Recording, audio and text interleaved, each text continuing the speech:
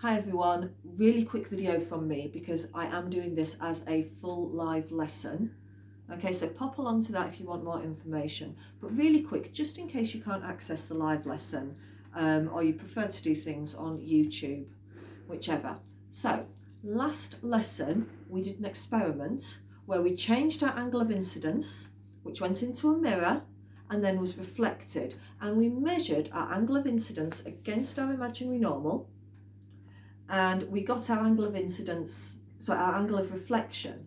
Okay, so goes into our mirror, comes out again. We've got our imaginary normal, because normal is imaginary. Okay, easy to remember that. And our angle of incidence and angle of reflection are measured against the normal. Okay, and we might have found out that there was a relationship. Now, for those of you who are in my class who haven't been able to do this, fear not, because I am sending you a set of mock results for you to look at. Okay, so they're not real. But whether you've got my results or your results, there are some things we have to do. And the first thing is, what are we going to have to look for in our results? An anomaly. I heard that. Well done. So we're going to look for an anomaly. Okay, now if you are ever given results, if a teacher gives you results, and certainly if there are results in a test or an exam, there will be an anomaly. So get used to, if you are given data, spotting the anomaly. It's usually fairly easy to spot. Okay, and what do you do when you've spotted the anomaly? I did hear that. Yeah, you draw a circle around it. Okay, and that lets the examiner know that you have seen it and spotted it. If you don't draw a circle around it, the examiner might think you do not know it is an anomaly. This is a really silly tick box thing you have to do to get all the marks. At least I've told you you've got to do it, okay? Even if I can't change the system, I can tell you how it works. So once you've done that, you can then calculate the mean average. The mean average is done by adding them all up and dividing by the amount you added up.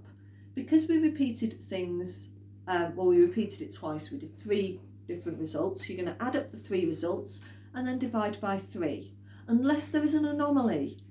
If there is an anomaly, you ignore the anomaly and you add up the 2 results which are close together and then divide by 2.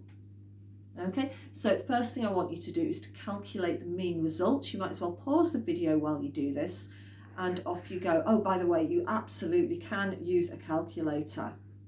Absolutely, that's fine. Use a calculator.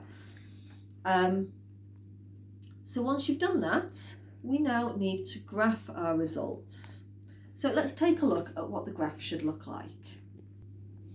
Okay, so a few things to notice. Our independent variable always goes along the x-axis, and our dependent variable always goes along the y. You do not have to write the words independent variable and dependent variable.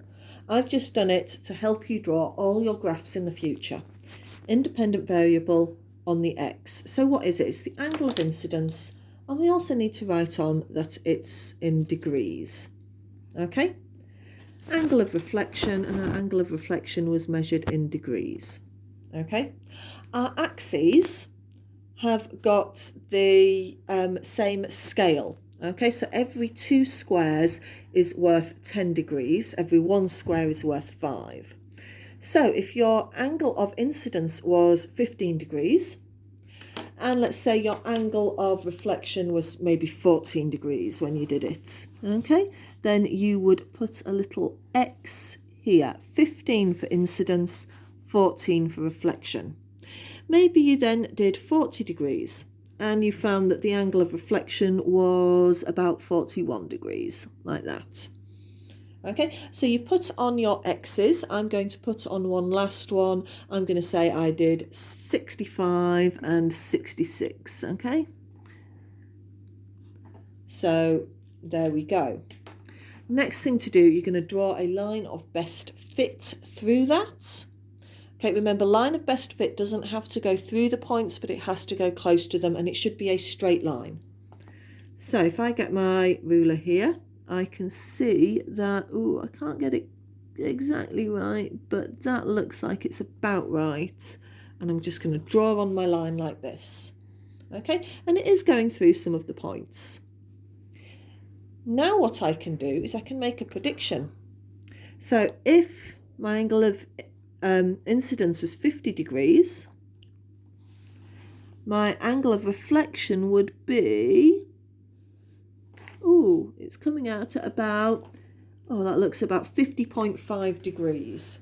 Okay, so I can use this graph now to make predictions. And if you remember last lesson, I asked you, angle of incidence is what angle of reflection? Is it greater than, equal to, or less than? What you should get is the angle of incidence is equal to the angle of reflection. Okay, so that's what you should have found. That's your conclusion for the experiment. Okay, I do realise that drawing the graph is going to take you a little bit of time though. So pause the video and do that. If you've got some time left at the end, because I know we all draw graphs at different speeds. I'm a little bit faster than you are typically. I have given you a mirror maze to do, so have a go at that for a bit of fun. And your star task today, is what would happen in this experiment if the mirror were curved. So if you've got a curved mirror, try this experiment out with a curved mirror and see if the results are any different. All right, as I say, I'm live, so this is just a short video, just in case you can't join my live lesson. Take care, Year 8, and hopefully see you in the lesson. Bye.